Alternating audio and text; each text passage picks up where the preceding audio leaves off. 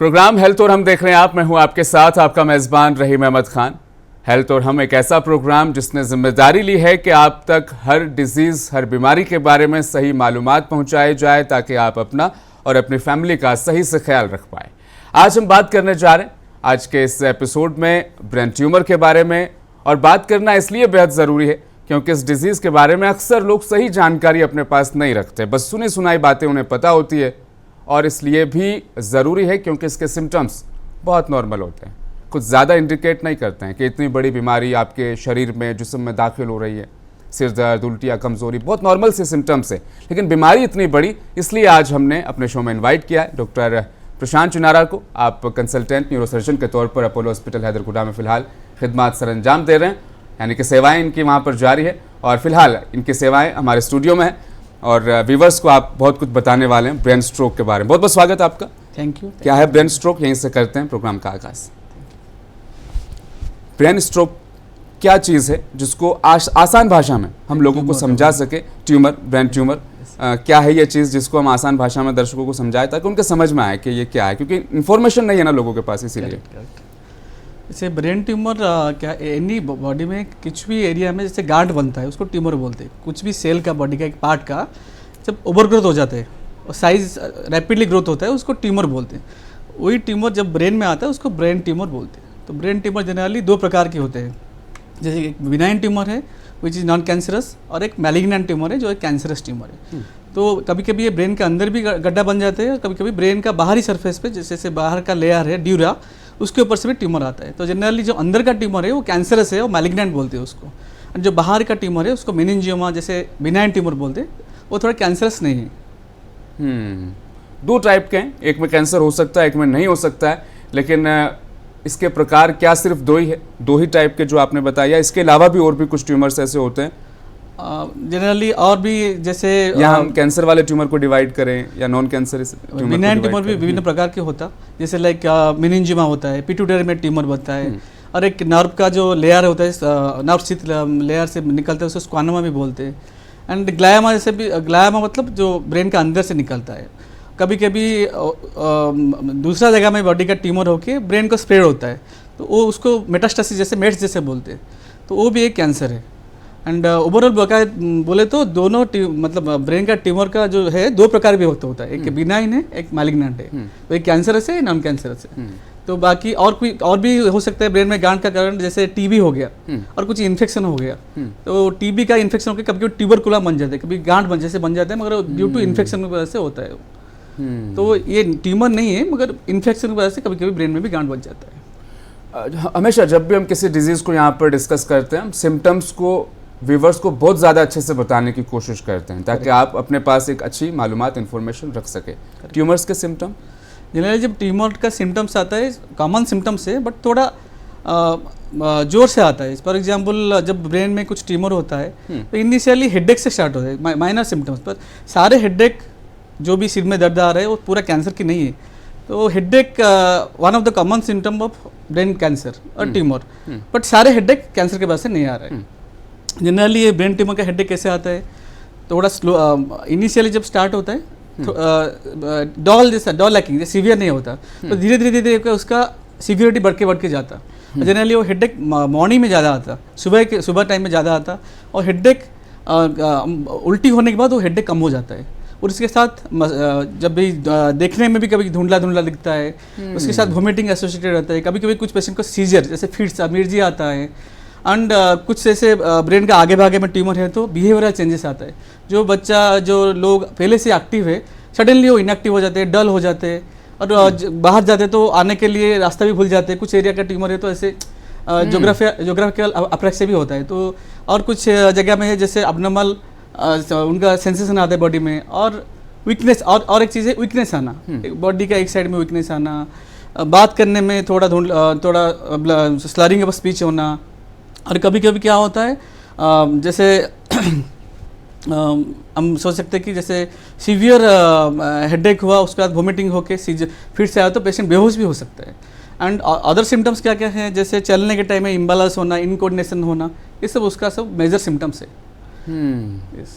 ये जितने भी सिम्टम्स डॉक्टर प्रशांत ने यहाँ पर बताए, व्यूवर्स को भी मैं कहना चाहूँगा, अर्ली स्टेज पर हो सकता है थोड़े से लाइट हो, थोड़े से हल्के सिम्टम्स हो, लेकिन जैसे जैसे दिन बीतते जाएंगे ये सिम्टम्स बहुत ज़्यादा गंभीर शक्ल धारण बढ़ते जाएंगे और वो टाइम पे आपको इग्नोर नहीं करना है, फटाफट आके कंसल्ट करना डॉक्टर के पास, ताकि जल्दी से जल्दी आपको इलाज मिले। हम हमेशा कहते हैं हेल्थ में कि आप जल्दी डॉक्टर के पास जाएंगे, आप उतने जल्दी ठीक भी हो जाएंगे।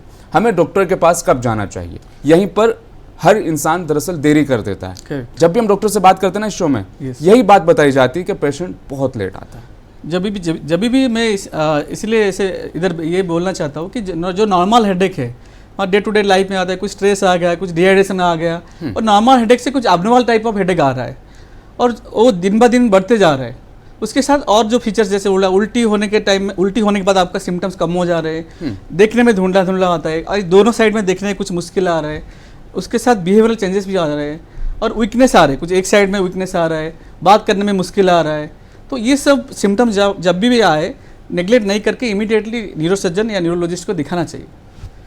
एक बार एक छोटा स्कैन करने से हमारा डाउट भी क्लियर हो जाता, पर वो जब देरी हो जाता, लेट हो जाता, तो ब्रेन के अंदर वो ट्यूमर का मेन सिम्टम्स क्यों आता है, ब्रेन के अंदर जब प्रेशर बढ़ता है, तो जब प्रेशर बढ़ता है उसका सिम्टम सीवियर आता है और डायग्नोसिस भी लेट भी होता है, मैनेजमेंट भी उस हिसाब से डिले होता रहता है और उसका प्रोग्नोसिस भी खराब रहता है। तो जितना जल्दी होता है पेशेंट, डेफिनेटली बहुत जितना जल्दी डायग्नोसिस होता, इतना जल्दी ट्रीटमेंट होता और क्योर और उसका जो भी डिजीज का कोर्स है वो शॉर्ट हो जाता है, सारे प्रोसेस शॉर्ट हो जाएंगे अगर आप जल्दी डॉक्टर के पास पहुंच जाएंगे। बहुत सिंपल सा है मैथमेटिक, इसमें ज़्यादा कुछ सोचने की ज़रूरत और बात भी नहीं। जितना जल्दी पहुंचेंगे उतनी जल्दी तमाम चीज़ें जो है वो सॉर्ट हो जाएगी।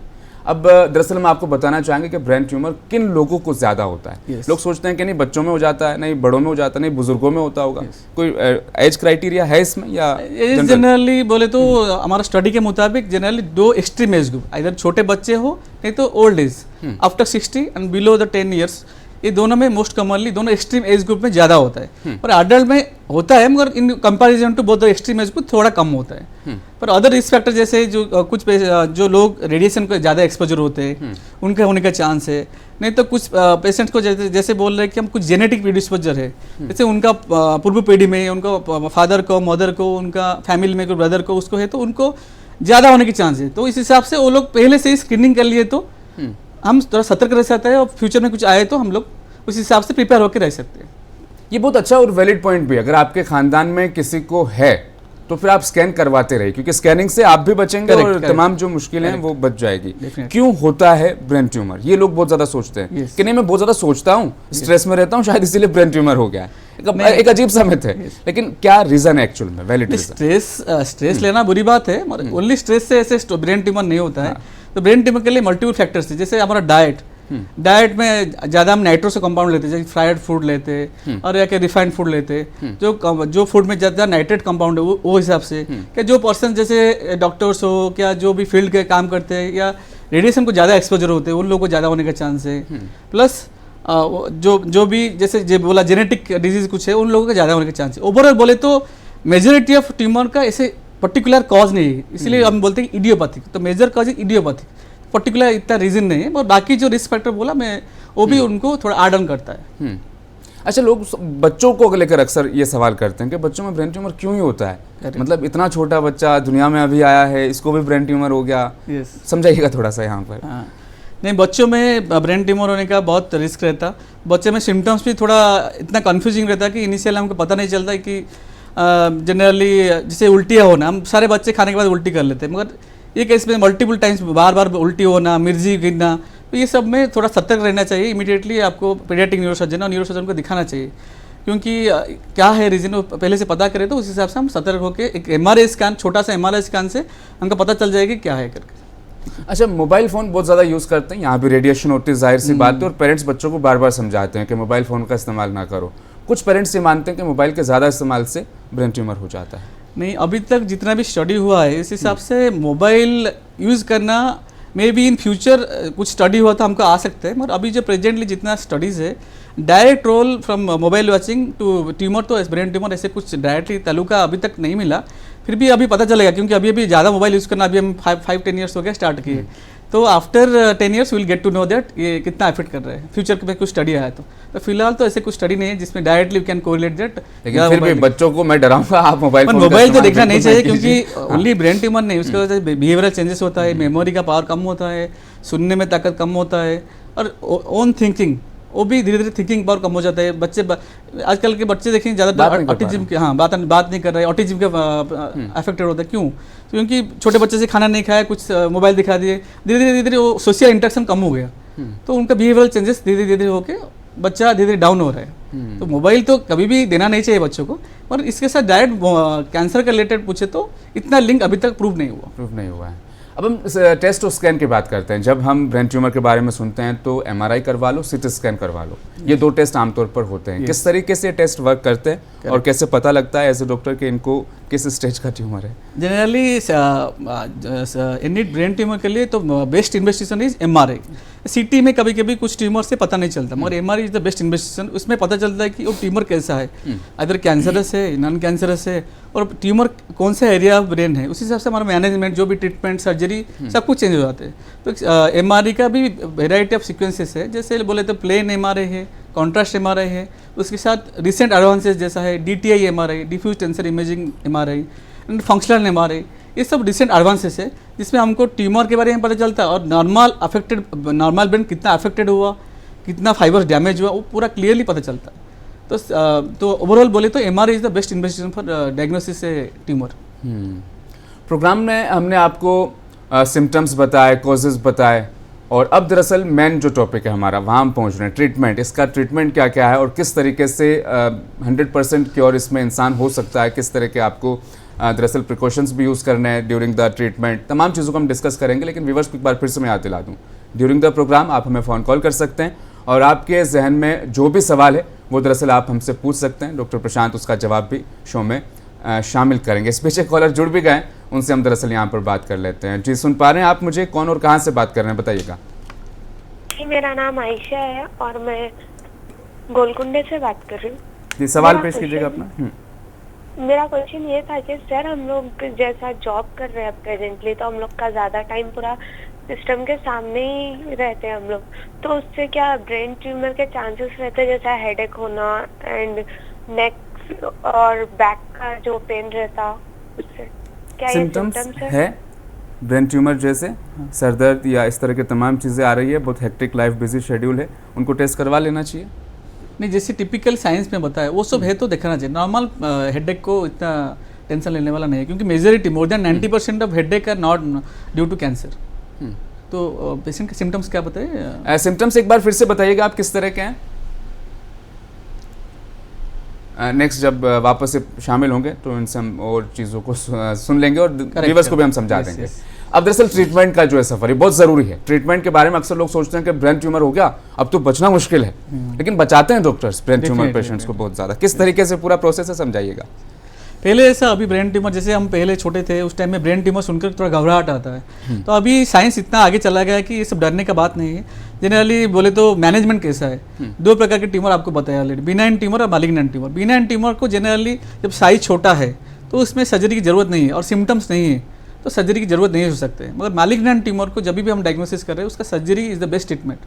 तो जब सर्जरी भी आजकल वेराइटी ऑफ सर्जरी है, जैसे ओपन सर्जरी हो गया, की होल, छोटा होल करके भी हम सर्जरी कर सकते हैं, नहीं तो एंडोस्कोपी, जैसे पिट्यूटरी ट्यूमर्स है उसमें नाक के थ्रू जाके एंडोस्कोपी जरिए में हम सर्जरी भी कर सकते हैं। तो मेन ट्रीटमेंट हो गया सर्जरी, जैसे मैलिग्नेंट ट्यूमर और कैंसरस ट्यूमर का। उसके बाद ये हाफ ऑफ द ट्रीटमेंट है। उसके बाद हमारा बायोप्सी रिपोर्ट आता है, जो भी हम गांठ का ट्यूमर ड्यूरिंग सर्जरी जो भी गांठ को लेके बायोप्सी के लिए भेजते, उसके बाद एक 1 वीक के अंदर उसका फाइनल रिपोर्ट आता है। उस हिसाब से उसका जीन और दूसरा चीज़ स्टडी करके, उसका पैथोलॉजी स्टडी करके, उस हिसाब से हमको फर्दर ट्रीटमेंट करना पड़ता है, जैसे रेडियोथेरेपी, केमोथेरेपी, वो बाकी भी उसके हिसाब से करना पड़ता।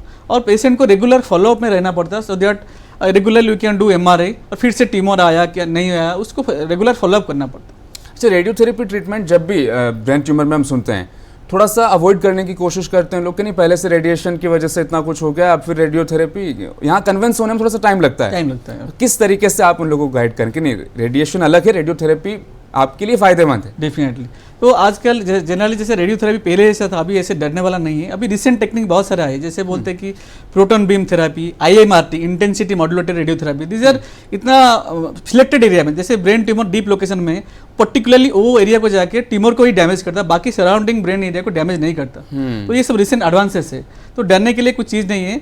सारे ट्यूमर में रेडियोथेरेपी की जरूरत नहीं है। जैसे हमारा लो ग्रेड ग्लायमा या like some benign tumour stage 1 में है या ग्रेड 1 में है, ग्रेड 2 में, उस पर लिए नहीं चाहिए। जब हाई ग्रेड ट्यूमर है, उनका थोड़ा एग्रेसिवनेस है, उसी केस में ही रेडियोथेरेपी चाहिए। सारे ट्यूमर को रेडियोथेरेपी नहीं चाहिए।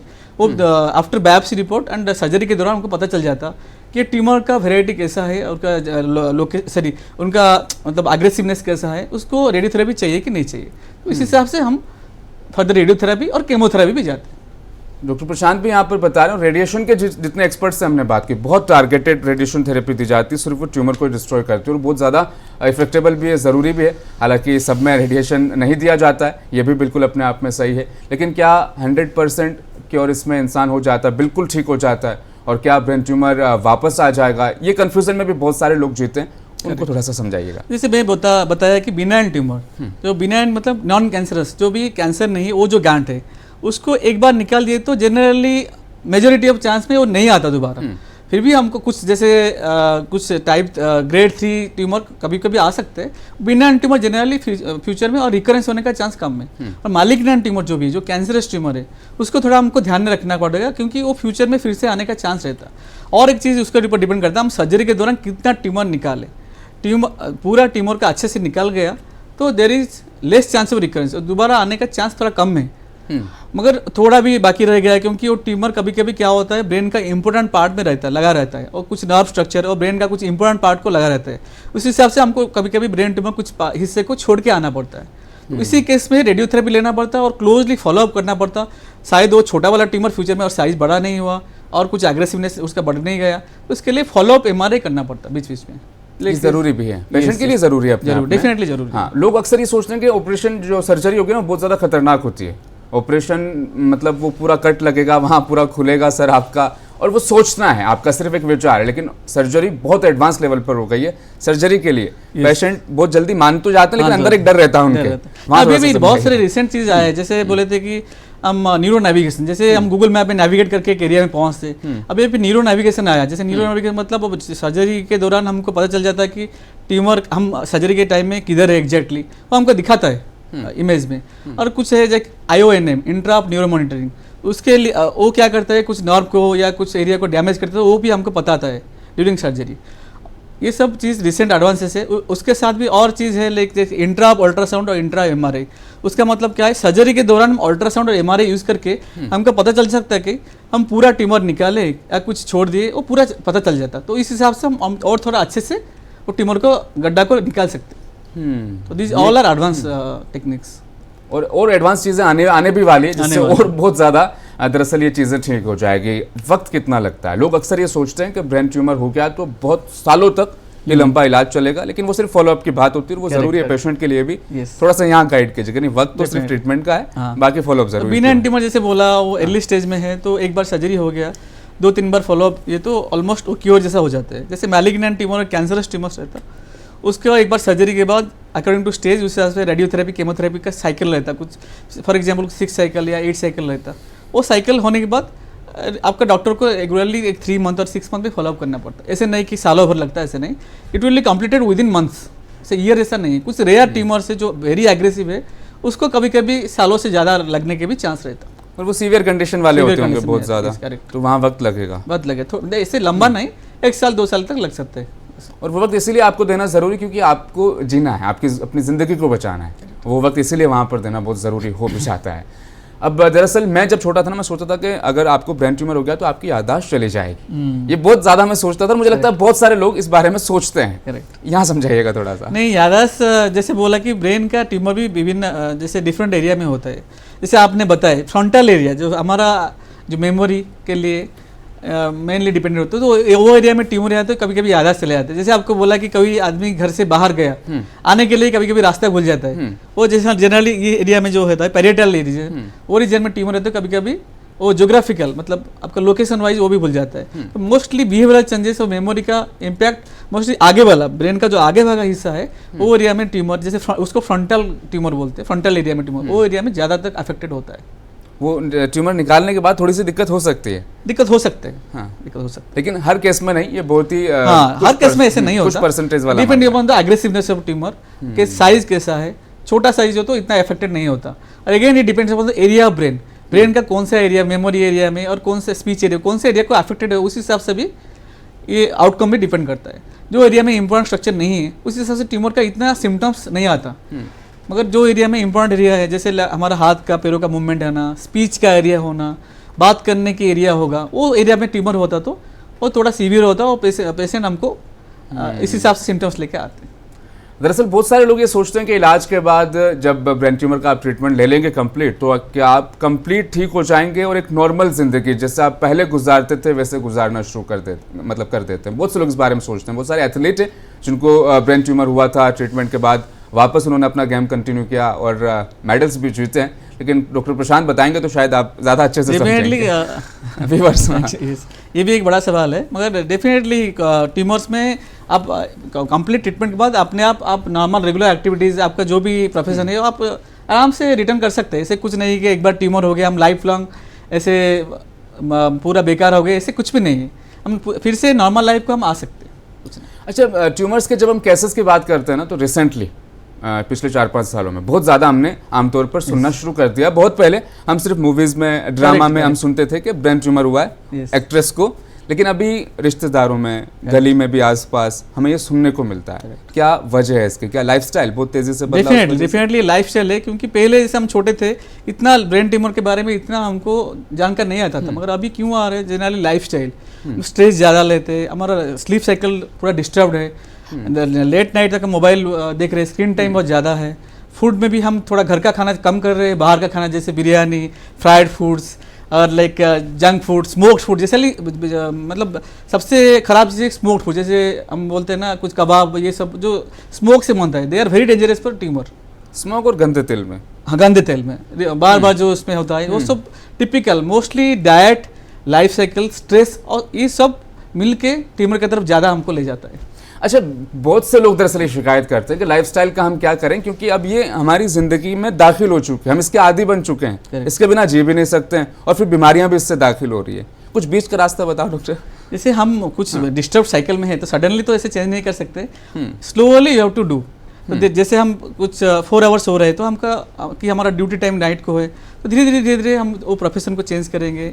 नहीं तो हमारा स्लीप साइकिल 4 आवर्स है तो 6 आवर करेंगे, धीरे धीरे उसको चेंज करना पड़ेगा। और बिहेवियरल थेरेपी जैसे कुछ योगा, मेडिटेशन हमारा लाइफ में ऐड करे तो हमारा स्ट्रेस लेवल को भी कम करता। और foods generally antioxidants food like fruits ज़्यादा खाना चाहिए एंड वेजिटेबल्स ज़्यादा खाना चाहिए। लाइक नॉनवेज फूड जनरली जो भी ज़्यादा स्मोक्ड है, सॉल्ट कंटेंट ज़्यादा है, उसको थोड़ा धीरे धीरे कम करना चाहिए लाइफ से। प्रोग्राम और एक डेफिनेट चीज़ मैं बोलना चाहता हूँ यंग जनरेशन को, alcohol and smoking. Alcohol and smoking का major role for the malignancy और कैंसर। तो स्मोकिंग तो बहुत डेंजरस है, तो उसको तो छोड़ना ही छोड़ना है। ये चीज़ें ब्रेन ट्यूमर के साथ साथ वो कैंसर वाला ट्यूमर लेके आएंगे, इसलिए बहुत ज़्यादा डेंजर। ओनली ब्रेन ट्यूमर नहीं है, दूसरा ट्यूमर को भी स्वागत करता है। आखिरी सवाल प्रोग्राम का, जो कि मैं हमेशा हमारे हर पैनल में मौजूद डॉक्टर से पूछता हूँ, कोई एक ऐसा क्रिटिकल केस जो आप डिस्कस करना चाहें हमारे साथ, 100% क्योर होकर पेशेंट अपने घर लौटे हो खुशी से? ऐसे एक नहीं, बहुत सारे केसेस है जो आने के टाइम में ऐसे पूरा मिर्जी और फिट्स लेके आते हैं और बेहोश होके आते हैं। उनको पहले हम वेंटिलेटर में डाल के फिर सर्जरी करके पूरा क्योर करके भेजते हैं। और पेशेंट हमारे पास ओपीडी में चल के आता है, बात करके आता है, तो वो खुशी हमको मिलता है। जो पेशेंट बेहोश होके आता है और ओपीडी में चल के आता है, उसी से ज़्यादा खुशी और कुछ नहीं मिलता। तो इस हिसाब से आप लोग को रिक्वेस्ट करता हूँ कि कुछ भी आपको सिम्टम्स आए तो जल्दी जानकारी ले लीजिए, नियर बाय जो भी डॉक्टर है उनको मिलिए और आपका ट्रीटमेंट जल्दी से जल्दी स्टार्ट करें। और स्कैन से कुछ बिगड़ेगा नहीं, एक नॉर्मल सा स्कैन होगा और आप बच जाएंगे तमाम चीज़ों से। बहुत बहुत शुक्रिया, आपने अपना कीमती वक्त और समय हमारे दर्शकों को दिया और ब्रेन ट्यूमर के बारे में बहुत सारी मालूमात मुझे भी दरअसल आज यहाँ पर मिली है, ज़ाहिर तौर पर आपको भी मिली होगी। और ये इन्फॉर्मेशन सिर्फ आप तक नहीं, अपने आसपास भी ज़रूर बांटिएगा, शेयर कीजिएगा, ताकि ज़्यादा से ज़्यादा लोगों को हम यहाँ पर बचा सके। प्रोग्राम हेल्थ और हम में आज के लिए फ़िलहाल बस इतना ही। लूँगा आपसे इजाज़त, आप बने रहें मुंसिफ टीवी के साथ।